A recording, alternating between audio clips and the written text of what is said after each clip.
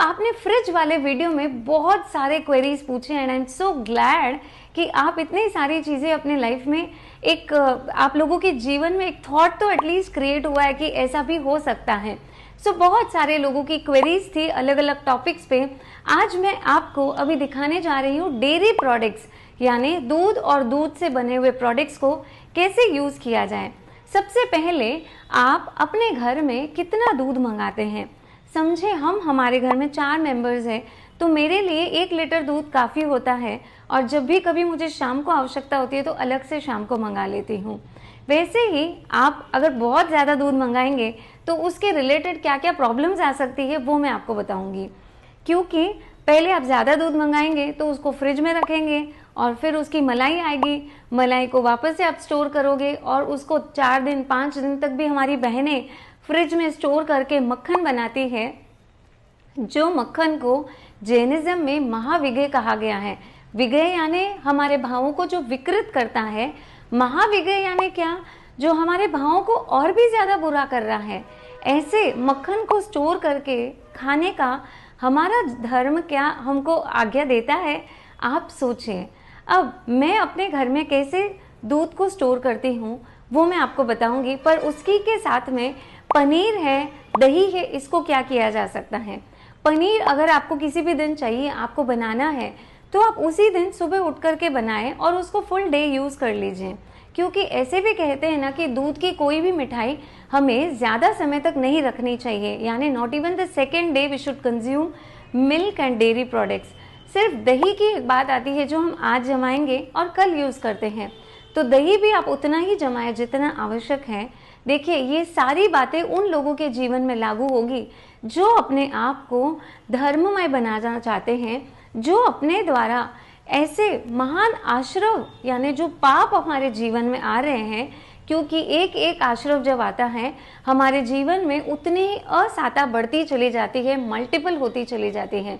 यदि आप अपने जीवन में तकलीफ़ों से गुजर रहे हैं, आपके घर में अशांति है, आपके मन में अशांति है, आपके परिवार में अशांति है, तो सोचिए आपका जो भोजन आपके पेट में जा रहा है वो किस प्रोसेस से जा रहा है। क्योंकि आपके आहार से ही आपके विचार का निर्माण होता है। अब जानते हैं दूध को मैं कैसे सेव और स्टोर करती हूँ। आज मैंने आधा ही लीटर दूध मंगाया है क्योंकि मेरे को आज ये काफ़ी था। और फिर जो मैंने कल दही जमाया था, दही को मैंने इस प्रकार से कांच के बोल में जमाया है और मैं आज इसको यूज़ कर लूँगी और चाहिए तो छाछ या फिर ऐसी कोई एक चीज़ बना लूँगी जिससे दही को मैं जल्दी से कंज्यूम कर सकूँगी। तो इस प्रकार दूध और दही को मैं रखती हूँ। ज़्यादा जमाते ही नहीं है तो इसके लिए ज़्यादा के बारे में सोचने की आवश्यकता ही नहीं होती है। और समझो कभी कभार ज़्यादा भी हो जाए तो फिर उसको आप छाछ वगैरह बना करके अपने सहयोगियों को दे सकते हैं। इस प्रकार से थोड़ा सा मैनेजमेंट, थोड़ी सी विवेक, थोड़ी सी यत्ना आपके जीवन में असंख्यात जीवों को अभयदान देने के लिए आपको तैयार कर देगी। तो अब जानते हैं कि मैं किस प्रकार से ड्राई फ्रूट्स को स्टोर करती हूँ और कैसे अपने कंटेनर्स में फिल करके रखती हूँ जिससे कभी भी किसी भी प्रकार के जीवों की उत्पत्ति नहीं होती है। ये सिंपल प्रोसेस है, बट देन आपको अपना माइंडसेट करना बहुत इम्पोर्टेंट है। क्योंकि आज तक भी आप सारे ड्राई फ्रूट्स को कंटेनर्स में भर भर के फ्रिज में स्टोर कर रहे थे। मैंने अपने कई सारे रिलेटिव्स और फ्रेंड्स के घरों में देखा है, लेकिन जब मैंने उनको ये सारी अवेयरनेस दी तो वो बोले कि wow this is so simple. तो मैं आपको ये बताने वाली हूँ, इतना सिंपल प्रोसेस है तो आप उसको देखिएगा। ये सारे ड्राई फ्रूट्स है, दिवाली की सीज़न है, आप सब जान ही सकते हैं कि कितना ज़्यादा घर में गेस्ट आते हैं और हम भी दूसरों के घरों में जाते हैं।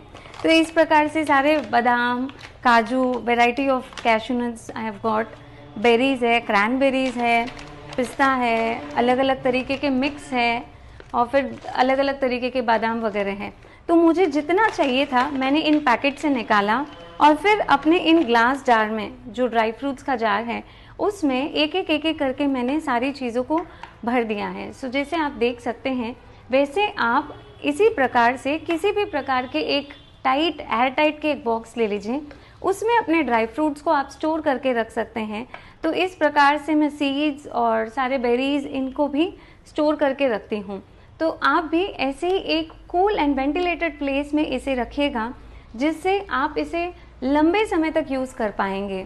तो इस प्रकार से सारे ड्राई फ्रूट्स को मैं, जो मुझे एक्स्ट्रा है उनको मैं ऐसे जिपलॉक पाउच में टाइट करके बंद करके एक टाइट डब्बे में रख देती हूँ, जिससे कोई जीव नहीं होते।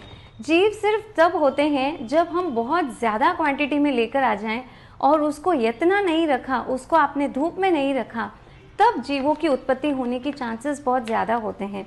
सो यदि आप ज़्यादा ला रहे हैं तो मेक श्योर आप उसको धूप में रख कर के पारे की गोलियाँ, जो हम कोई भी जीव नहीं पड़ने के लिए डालते, वो पारे की गोलियाँ डालें।